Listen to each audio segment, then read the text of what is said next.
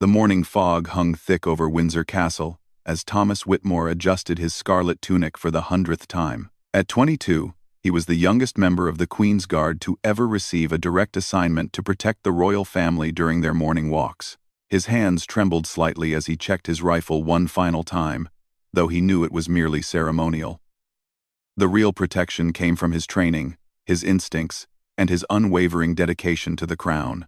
Thomas had grown up hearing stories of his grandfather, who had served King George VI during the war years.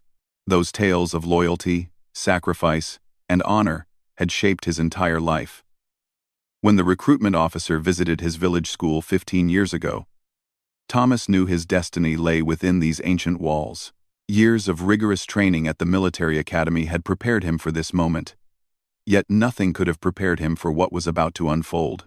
The royal schedule indicated that Queen Camilla would be taking her customary morning stroll through the East Gardens at precisely 9 o'clock.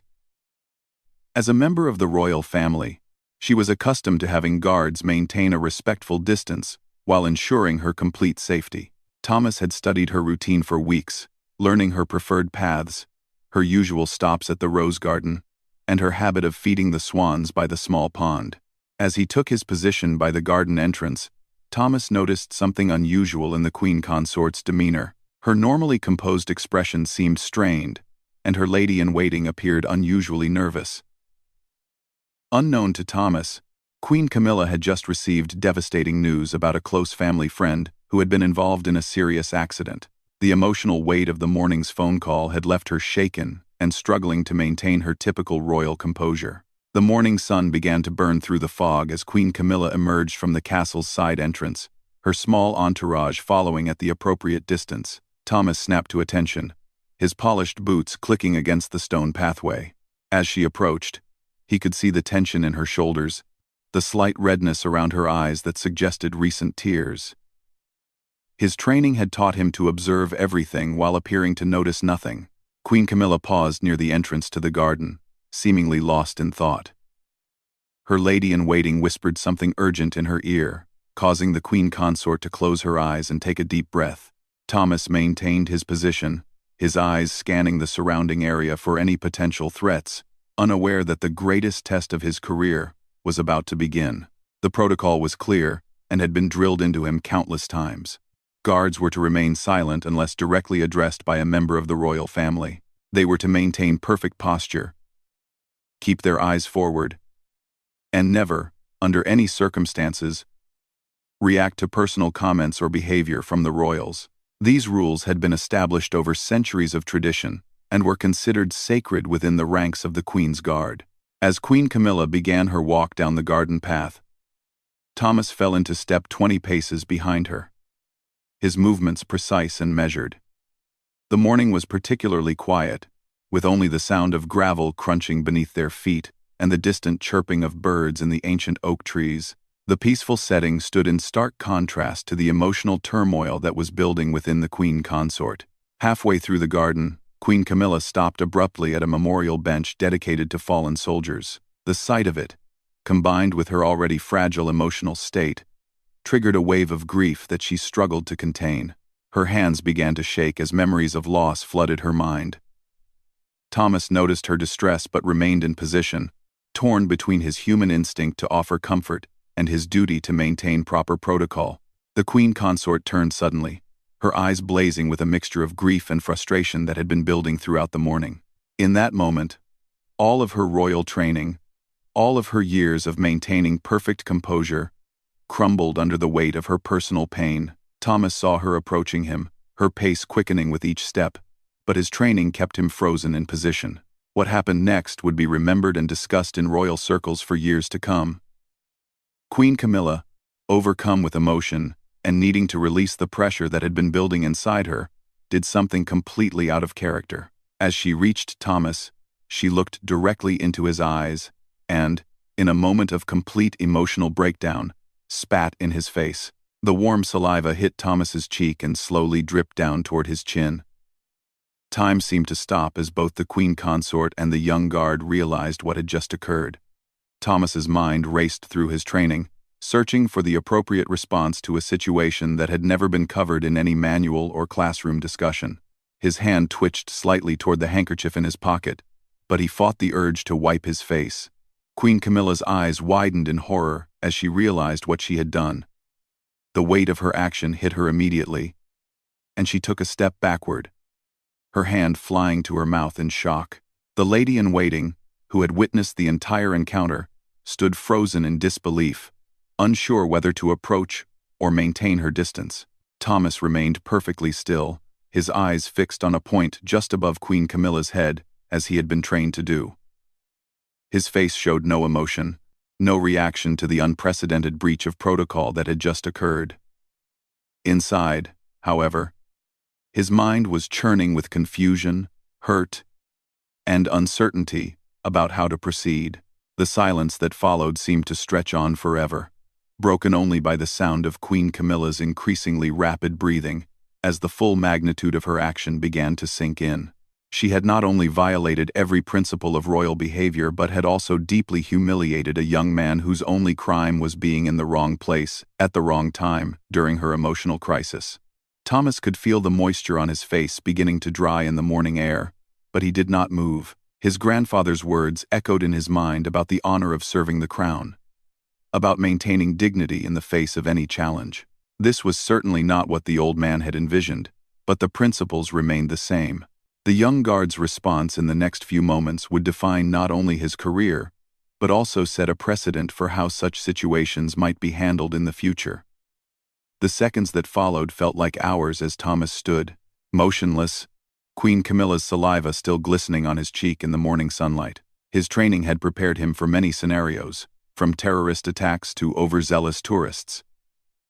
But nothing had prepared him for this moment of raw human vulnerability from a member of the royal family.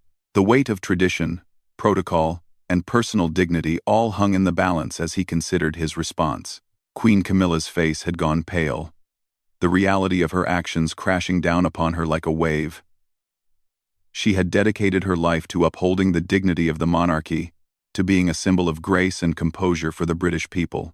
In one moment of weakness, she had shattered that image and potentially destroyed the career of an innocent young man whose only fault was being present during her breakdown. Thomas could hear his own heartbeat thundering in his ears as he made a decision that would change everything. Slowly, with deliberate movements that spoke of careful consideration rather than impulse, he reached into his pocket and withdrew a pristine white handkerchief. The lady-in-waiting gasped audibly as she watched him raise the cloth to his face, expecting him to wipe away the humiliation that Queen Camilla had inflicted upon him. Instead, Thomas did something that no one could have anticipated. He gently cleaned his face with one corner of the handkerchief. Then, maintaining eye contact with Queen Camilla for the first time since the incident began, he offered the clean portion of the cloth to her. His voice, when he finally spoke, was soft but clear, carrying the weight of genuine compassion rather than wounded pride. "Your Majesty appears distressed," he said quietly, his words carefully chosen to preserve her dignity while acknowledging her obvious emotional pain. "Perhaps this might be of assistance." The simple gesture struck Queen Camilla like lightning. Here was a young man who had every right to be angry, humiliated, and resentful. Yet he was offering her comfort in her moment of greatest shame. Tears began to flow down her cheeks as the full impact of his kindness registered. She reached out tentatively and accepted the handkerchief, her hands trembling as she dabbed at her eyes. She began, her voice barely a whisper. "I am so terribly sorry. There is no excuse for what I have done.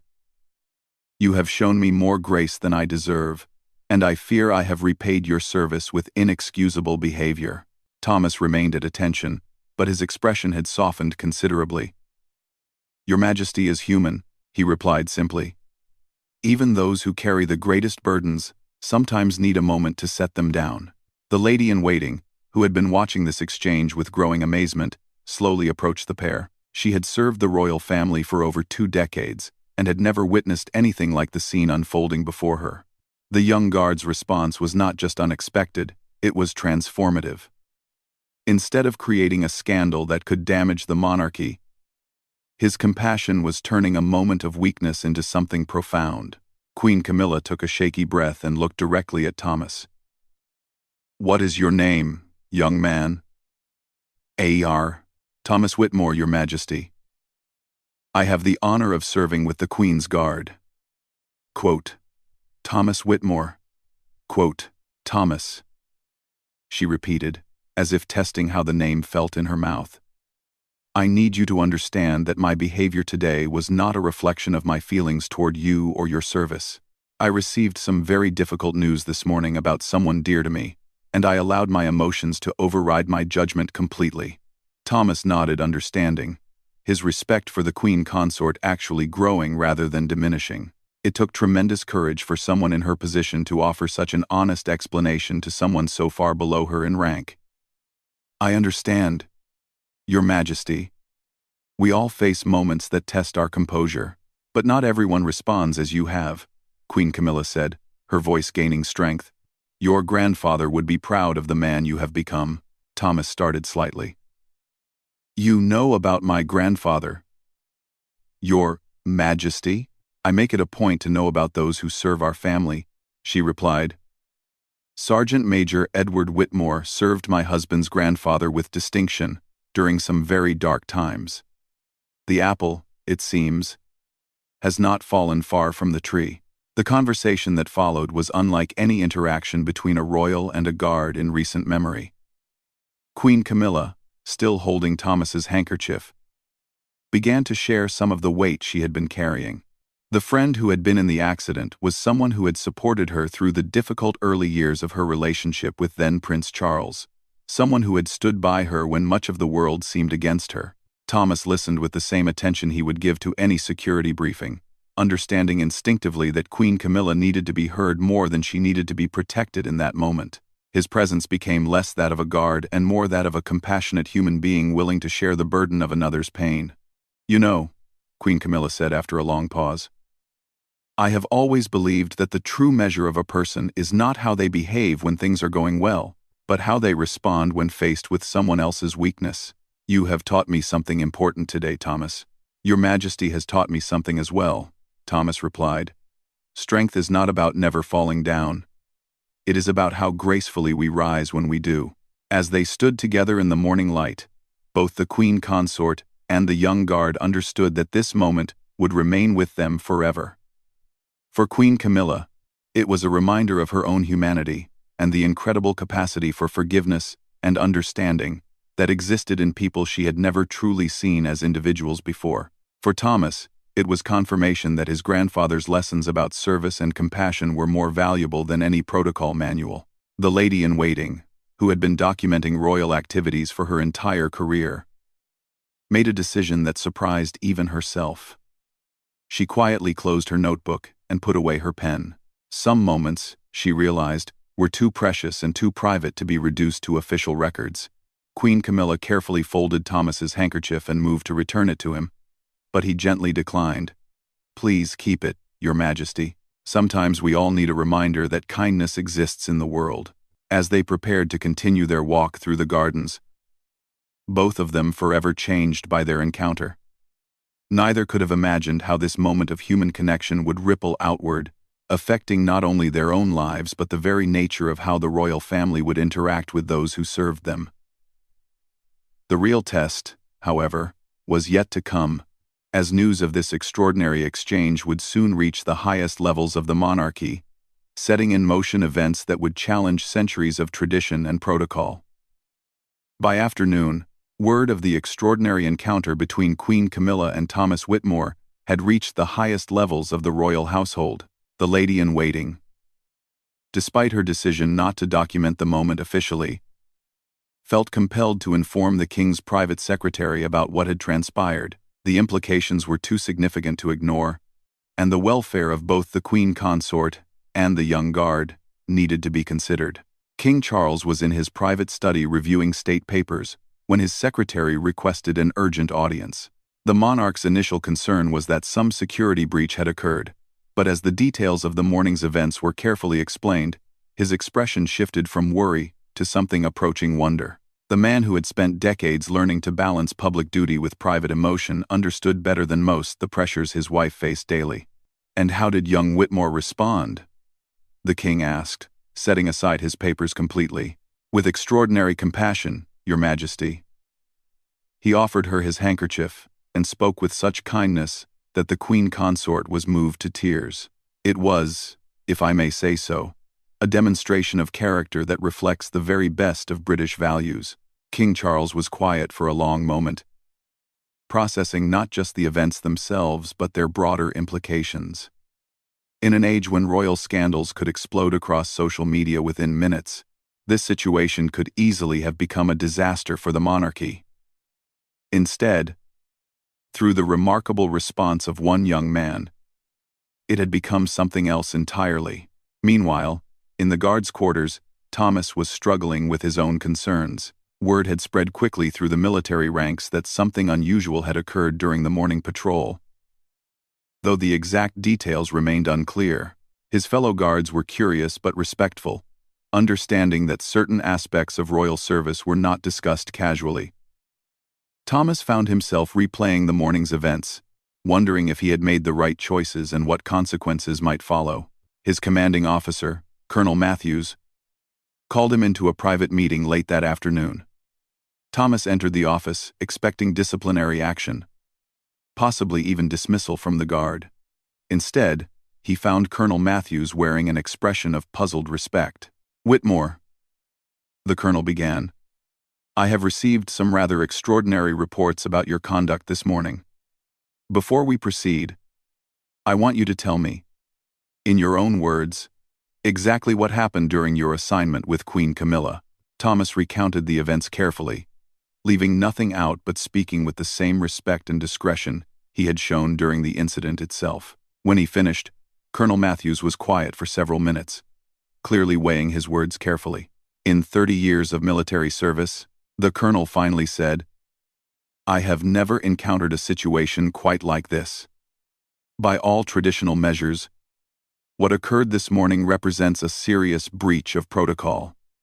However, your response demonstrates exactly the kind of judgment and character we hope to instill in every member of the Guard." As evening approached, Thomas received an unexpected summons. He was to present himself at the king's private chambers immediately. The walk through the castle's corridors seemed endless, his polished boots echoing off ancient stone as he tried to prepare himself for what might be his final moments as a member of the royal guard.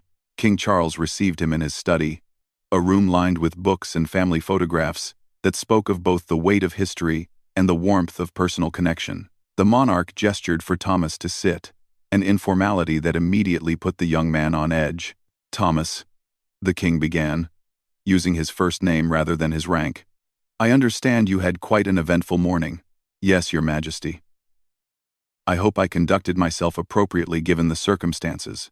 King Charles studied the young man before him, seeing in Thomas's bearing the same qualities that had served the monarchy faithfully for generations. "Tell me, what did you think about as you made your decision to respond as you did?" Thomas considered the question carefully. "I thought about my grandfather, Your Majesty, and the stories he told me about service meaning more than just following orders. He said that sometimes the greatest honor comes from knowing when to set aside the rule book and follow your heart instead." "Wise words," the king replied. "Your grandfather was a remarkable man, and it seems his wisdom has been passed down well." He paused, then continued, "Queen Camilla asked me to speak with you. She is deeply concerned that her behavior this morning might have damaged your career or caused you distress. Please assure Her Majesty that I harbor no ill feelings whatsoever," Thomas replied quickly. "We all have moments when the weight of our responsibilities becomes overwhelming. Her Majesty's humanity only increases my respect for her." King Charles smiled, the first time his expression had truly warmed during their conversation. "That is exactly what I hoped you would say. However, this situation has caused us to reflect on some larger questions about how we maintain both tradition and humanity within our household." Over the next hour, King Charles shared his vision for a monarchy that could honor its ancient traditions while remaining connected to the real experiences of the people it served. Thomas's response to Queen Camilla's moment of vulnerability had demonstrated that true service sometimes meant acting with compassion rather than rigid adherence to protocol. "I am implementing some changes," the king explained.